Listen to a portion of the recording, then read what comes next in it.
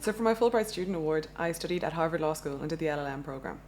Well, I found out about Fulbright from other Fulbrighters actually. There had been a few of them that had been in Trinity before me and then gone to Harvard on Fulbright scholarships. So I suppose they were kind of role models for me and I looked up to them. So that gave me the idea of applying. And then choosing a college in America, I suppose I just kind of decided what was the most suited to my interests. So for me, I was very interested in public law and constitutional law, and had to be Harvard Law School for that reason. So I applied to a number of places, but that was where I really wanted.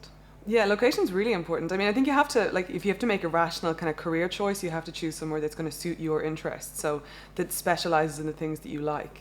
LL.M program applications are very demanding. You have to usually submit personal statements, academic statements, often sometimes samples of writing and lots of references, but they coincided to a large extent with the Fulbright application, so they worked very well together. Well, Fulbright is basically about going to study something in the US and then bringing that knowledge home. So it's for you if you're the kind of person who wants to study something that can be best studied there. So for me, I was very much a public lawyer. I loved constitutional law, and America's the place to do that. So you can't do that as well anywhere else. It was excellent. I loved the academic culture of US law schools. They're incredibly intense.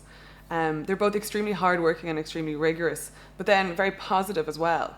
And very direct, and they will say you're doing really well if you're doing really well, but they also won't be afraid to tell you if your work is not up to scratch.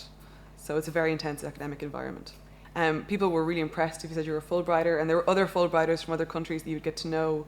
And even I have lots of American family, and they were really proud that I was a Fulbrighter. It was a really big deal to them.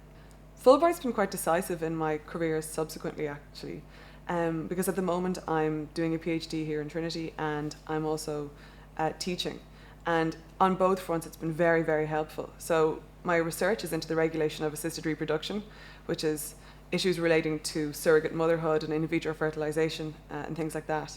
And that's as a direct result of doing a course in Harvard, which was about reproductive technologies, which opened me up to this whole new world that I was so interested in, and felt like I had to do a PhD in it. And it prepared me to do a PhD as well. And then on the teaching front, I think it's really shaped the kind of teacher that I've become, because I started off teaching small groups and then moved on to lecturing bigger groups. And I always try and teach in a Socratic style, which is very typical of American law schools, where you expect people to read ahead of class and to be ready to talk in class, and you cold call students and ask them their opinion. And that's something I really think is really valuable, and I always try and do. What defines American colleges, I think, to a large extent, is the range of extracurricular activities. And they approach their extracurricular activities with the same rigor and commitment that they approach their studies. So they're really, really high level. So at Harvard University specifically, rather than the law school, there was this amazing range of extracurricular activities to get involved in.